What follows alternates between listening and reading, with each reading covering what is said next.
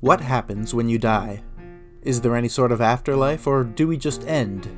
Nobody knows for sure, but there are a lot of theories.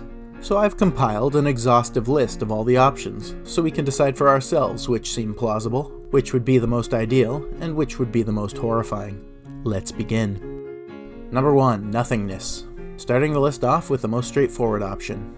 Your brain is a computer, and death is simply turning the computer off. It's just nothingness forever.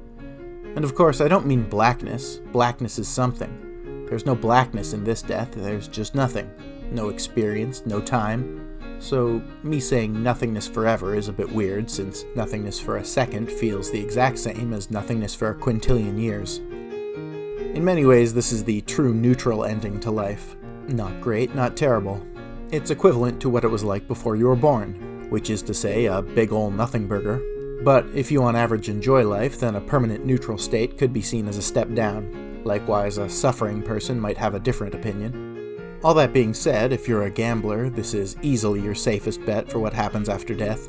It's simple, it's reasonable, it's obvious, it's a bit of a bummer, isn't it? In fact, you could argue that a lot of the upcoming entries on this list were invented in an attempt to refute this horrifying idea of eternal non-existence. Let's see if they were successful. Number 2, you become a spooky ghost. This is a true classic, especially among Halloween enthusiasts and theater majors. The idea is that if you die with unfinished business, your intangible spirit leaves your physical body behind, and you become a floating apparition, invisible to those around you, except when you're not, and unable to interact with the world, except when you can. You may or may not be bound to a specific location, probably an old house or museum. It's never like a Taco Bell. Unfortunately for ghosts, I think it's very unlikely that they exist, because, scientists die. Has a scientist never become a ghost? Wouldn't they want to tell the world that ghosts are real? Einstein was trying to figure out a universal theory of everything, and he failed to do so. That's unfinished business right there. I think I would enjoy being a ghost, though, if it turns out I become one. You can still watch movies and listen to music, so that seems like a pretty decent afterlife. But what happens if humanity goes extinct, or leaves to travel the stars after Earth becomes uninhabitable? Would all the remaining ghosts just be stuck there on a dead rock, or can we haunt spaceships? Number 3, heavens and hells. This is the big one for sure. Heaven and hell. In Valhalla and Elysium, Tian, the Summerland, Limbo, Purgatory, Tartarus, Sheol, Avernus, various underworlds. There's too many to comprehensively list, and I'm perhaps controversially lumping these all together into one single category. I guess you could call the generic term for these spiritual planes, but I prefer special place. Anyway, the idea here is that after you die, your life is judged in accordance with certain rules and criteria, and then your spirit is sent to a secondary location based on the outcome. This new location usually comes in one of 3 flavors: good, which usually means paradise, bad, which usually means torture, and neutral, which usually means standing around, I guess. But these are all pretty broad generalizations. Each specific special place has its own accommodations and amenities.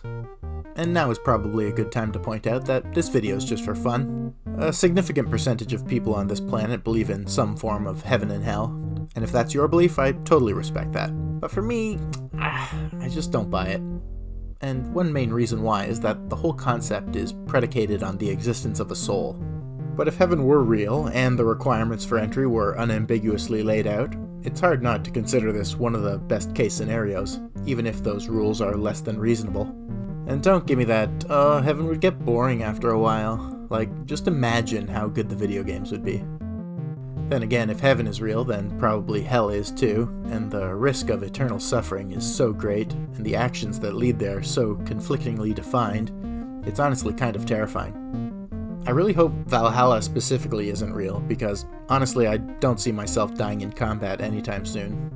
It's a pretty significant barrier to entry. Plus, doesn't that just punish you for being a good warrior? Sorry you won every battle your whole life, no Valhalla for you. Number 4, reincarnation. Okay, this is the last of the classic options, and this one is pretty straightforward. You live, you die, you live again. You close your eyes as one life form dying, and open your eyes as another being born. Assuming your new body has eyes, of course. There's a few variants of this option. Some will maintain species consistency, so humans will always reincarnate as humans. Other versions will select your next body in a karmic manner, so if you were a big jerk your whole life, you might get reincarnated as a slug. Presumably, I guess you could live a really virtuous life as a slug and get promoted again, but I'm not really sure how that would work. And who's to say which life forms are lesser anyway? Is a horsefly better or worse than a jellyfish? Memories are of course lost in the transition, but some would posit that certain aspects or personality traits of previous lives can be retained in the new life. This is what people mean when they call someone an old soul. And again, here is where this option runs into trouble for me, because this is another soul-based afterlife. Okay, here's my problem with souls. If the human soul was real, I really think we would have discovered that empirically by now. A human soul should be easy for us to somehow detect in a laboratory. But even if we discount the whole soul problem, I have a few questions about this reincarnation process. Because the total amount of living things is not a set number. If more things are born than die, where did the new souls come from? Likewise, if more things die than are born, are multiple souls getting crammed into a single body? Or is there like a life waiting list? And can we reincarnate as plants? What about bacteria? What's the simplest possible life form that's a candidate for reincarnation? How fast do souls move? Is there a larger delay between death and rebirth if the new body is on the other side of the planet? And why would it be limited to Earth anyway? Couldn't we be reincarnating as some alien fish a trillion light years away? And if the soul is limited by the speed of light, which presumably it should be, it might spend significantly more time traveling between bodies than actually living. And is there a way to break out of this reincarnation cycle? Number 5, Nirvana. I wasn't sure where to put this one. Originally, I was going to talk about it in the previous reincarnation segment, because it is predicated on those ideas, but at the same time it is a completely distinct outcome. Then I thought about mentioning it in the special places segment, because it's arguably a type of heaven, but it also isn't. It probably fits best in the nothingness category, but that doesn't feel right either, because it's not true nothingness, so it gets its own category. Congratulations to Mr. Cobain. Anyway, let's suppose you've been reincarnating for who knows how many thousands of years. If you are living good lives, being good people, meditating regularly, seeking enlightenment, eventually you will shed all greed, hatred, and ignorance. Your reward for this achievement is nothing. Seriously. You stop reincarnating. Instead, you achieve nirvana, which you could describe as a kind of blissful state of non-existence, however contradictory that might be. It's like half nothingness, half heaven, I guess? Does that make sense? Like a chill nothingness? With the lights out, it's less dangerous, you know what I'm talking about. Number 6, your life was a simulation. Okay, now we're moving away from the magic-based afterlives towards ones more, I don't want to say science-based, let's go with science-flavored. Anyway, we've all seen The Matrix, so we know how this one goes. What if everything around you is merely a convincing simulation? Unlike The Matrix, though, there's no real you somewhere in an HR Geiger pod. You are a simulation as well. Perhaps a highly advanced interstellar species wants a deeper understanding of its ancestry. Maybe you're the main character in some fancy alien video game. Or, more likely, just an NPC. This might be more plausible than you think. We currently, as a species, love simulating things. And if in the future our technology improves, so too will our simulations. Perhaps to the point of rendering an entire cosmos. And as the reasoning goes, there might be many, many fake universes versus just the one true reality, so what are the odds that your universe is the real one? It sure seems real, but of course we would be programmed to think that. All that aside, in terms of actually explaining what happens when you die, this doesn't really answer anything. Because it would all depend on how the simulation works. Maybe it runs on a loop, maybe your assets will be reused in a different sim, maybe you just reload an earlier save.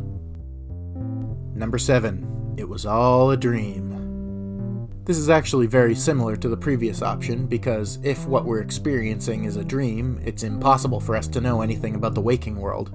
The laws of physics we're familiar with here might be total nonsense. Like, man, I had the craziest dream last night where momentum is conserved, isn't that insane? Also, I was driving my dad's car from the back seat and the brakes were spongy. I dock this option points though, because if it is true and reality is a dream, then that means when I sleep, I'm having a dream within a dream, and that's the stupidest thing I've ever heard. Number 8. You somehow come back to life. I mean, it could happen, right? Maybe it's unlikely, or very unlikely, but who's to say? Maybe we figure out a cure for death and your body is randomly selected to participate in the clinical trials. It's not impossible, strictly speaking. Maybe you signed up for one of those cryogenic freezing services and they actually came through. Stranger things have happened. Maybe not, actually. But really, this just kicks the can down the road because you can always just die again, and most likely this time you won't come back to life. Maybe they increased the pricing for your anti-death pill subscription and you forgot to opt in. Really, at the end of the day, it is physically impossible to be truly immortal. But what if you could be truly immortal? Number 9. Quantum immortality. In fact, what if it was impossible to not be immortal? So, a well-respected interpretation of quantum mechanics is called many worlds. In the quantum realm, objects exist in the form of wave functions, which are kind of smeared out waves of various positions and momentums. When a measurement is taken, whatever that means, the wave function collapses, and the object kind of snaps into reality, stops behaving like a wave, and starts behaving like a particle. This is my layman's description, by the way, so I've oversimplified it a bit. Nevertheless, quantum mechanics are an extremely well-tested and understood branch of physics. But one small question mark is what exactly happens during the wave function collapse, because it happens truly randomly, and there's no way to predict how it will happen, even in principle. A particle could go left or right, and even with perfect knowledge we wouldn't know which way until we measure it. So the many worlds interpretation posits that the particle goes left and right, and there's a separate universe for both outcomes. Now, it should be said that there are quite a lot of particles in the universe, well over 1 million, and countless wave functions collapsing every moment, which means a truly ludicrous, if not infinite, amount of branching parallel universes. So even if you die in a particular branch of this multiversal tree, your consciousness will only follow the branches where you stay alive. It doesn't even matter how improbable they are because every possibility is realized. From your perspective, it would be impossible for you to die. You could jump off a skyscraper and still somehow survive. Of course, there would be an untold number of universes where you just splat on the ground dead, but you won't exist in those universes. You'll only exist in the ones where you're alive. So each person will have their own little branch or branches of the multiverse where they're immortal, baffling all medical experts and scientists. The important thing would be not to get yourself locked away or put into some sort of perpetually agonizing situation. Your immortality is under no obligation to be pleasant. Number 10. Infinite use. This is a more classical version of quantum immortality, as it only requires this one universe, which, as far as we can tell, is possibly infinite in size. We do have ways to measure the curvature of spacetime, and at the moment it seems like this universe is topologically flat. What this implies is that it goes on forever without any edge or boundary. So if you travel far enough in one direction, there's a chance you'll eventually run into a planet with life on it, which has produced an exact copy of yourself by pure coincidence. And if the universe truly is infinite, then there could in fact be infinite use. But that's only taking space into account. There could be infinite versions of you across time as well. There's a theory that the universe is cyclic, that big bangs are followed by so-called big crunches, which then create big bangs again, and so on for infinity. This isn't a super popular theory since dark energy seems to be leading the universe towards accelerating expansion instead of a collapse, but we don't know how dark energy works, so the option is certainly still on the table. But if the universe crunches and bangs forever, even if the resulting universes are different, there will eventually, after who knows how many iterations, be another universe with you in it. And we can also bring the multiverse back for this one. Not the many worlds version, just your bog-standard MCU-style multiverse. And bang, we have infinite copies of you again. Although in some versions you might be played by Robert Downey Jr. Now, in order for any of these possibilities to hold any water, you would have to subscribe to the notion that it is your shape that makes you you. Which admittedly is a bit hard to swallow, but what else could it be? It can't be your atoms, because atoms are interchangeable, and you wouldn't fear for your life if I said I was going to switch one carbon atom in your brain for another. So perhaps it is simply this particular arrangement of atoms that is you. Nothing more, nothing less. And therefore, as long as such an arrangement exists, you are not dead. This belief also allows you to take Star Trek-style teleporters without worry. Number 11. Boltzmann brain.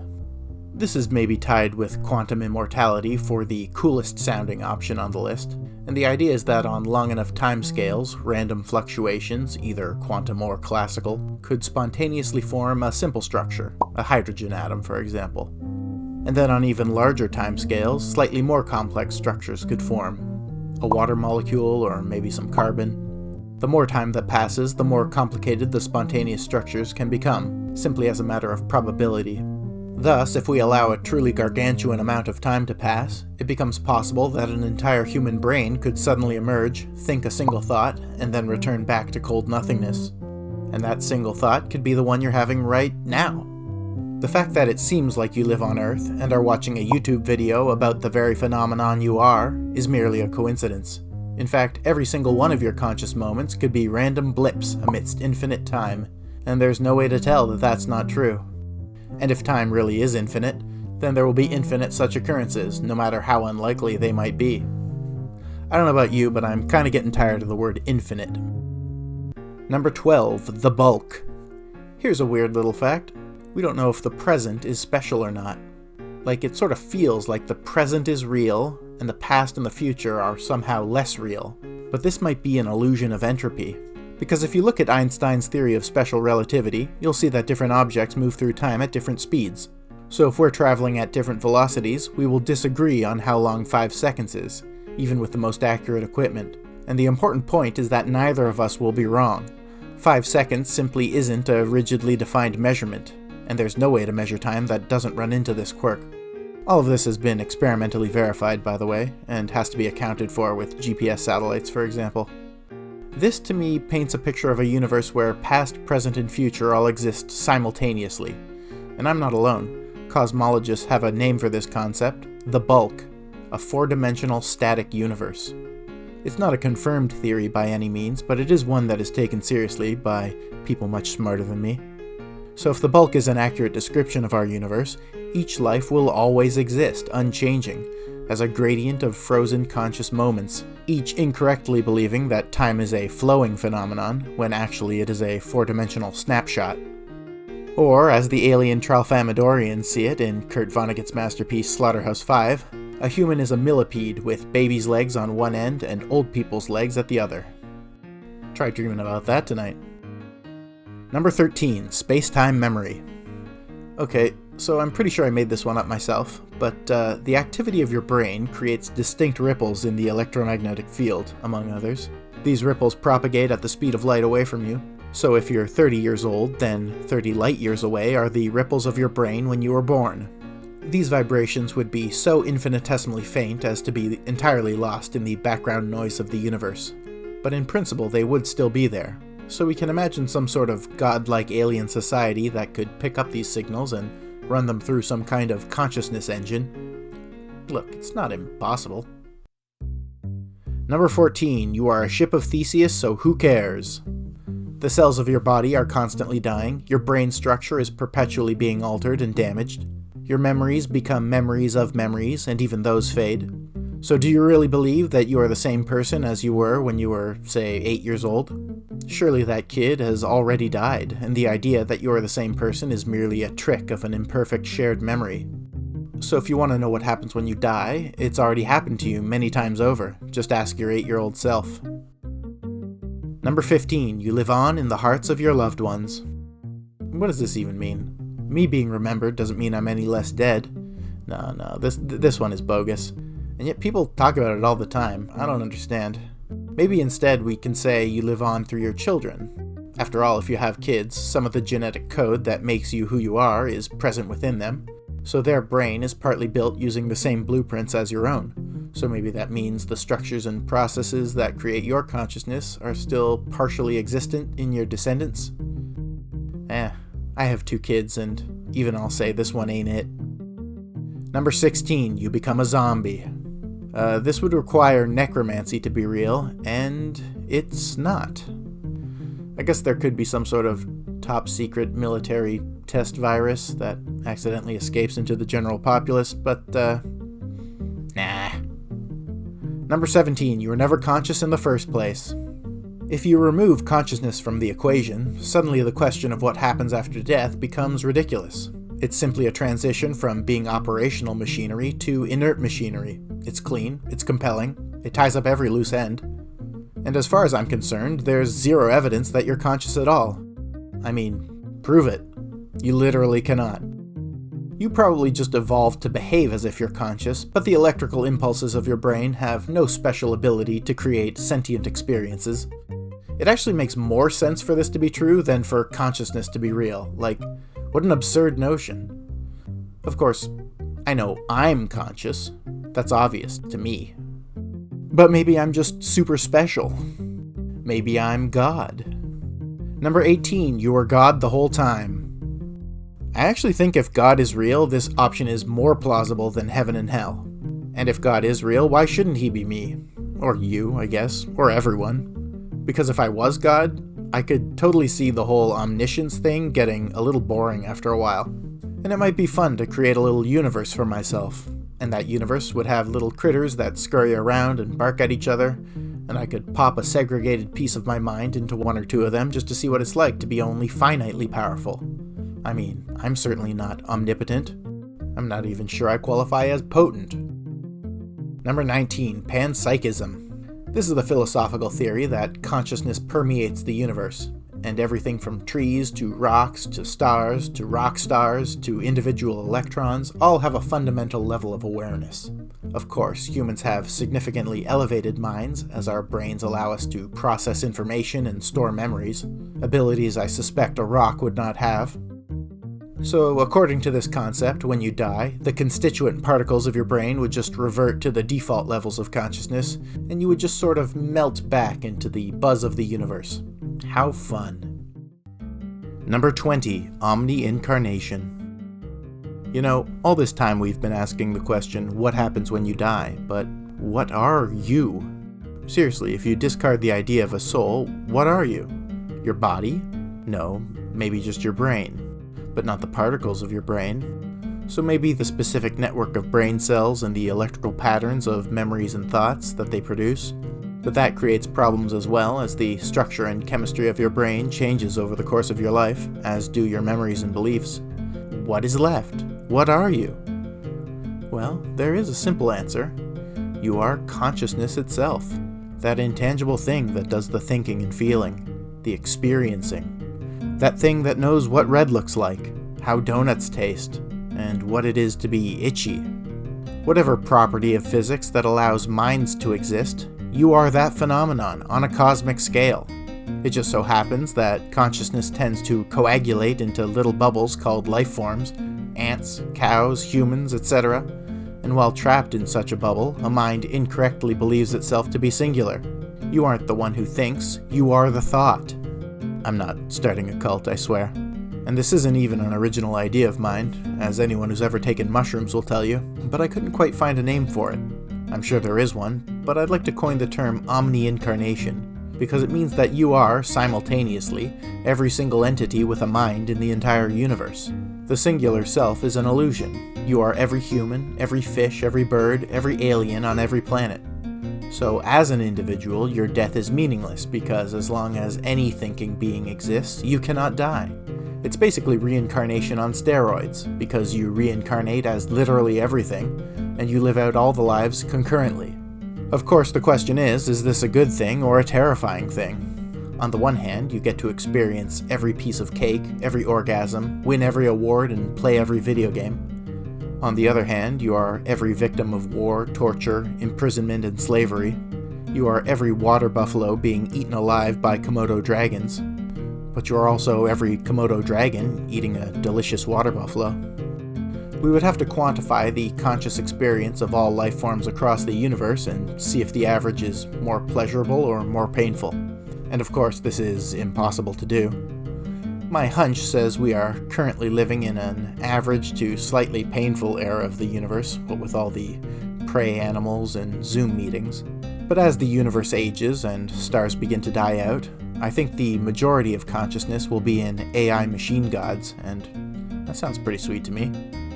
But there's still one small problem, and that problem is called the heat death of the universe. Because as things stand, it seems like this universe of ours will keep expanding and expanding, getting colder and colder, and eventually the universe will be full of nothing but radiation and black holes, and even those will evaporate after a ludicrous amount of time has passed.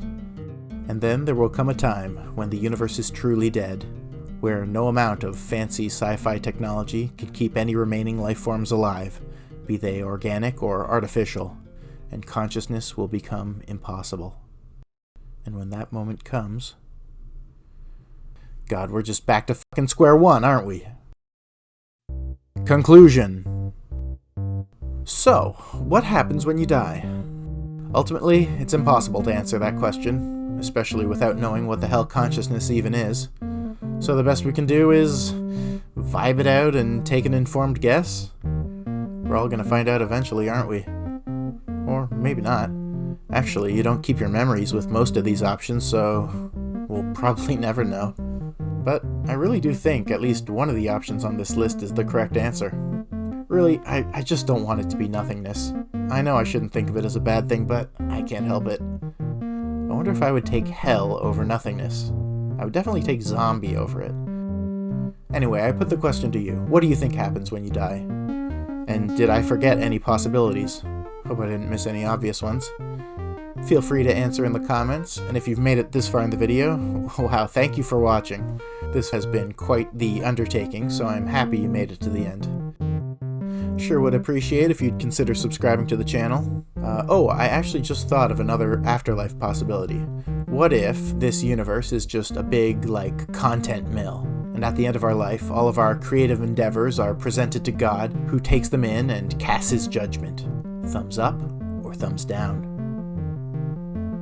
So please be sure to smash that like button.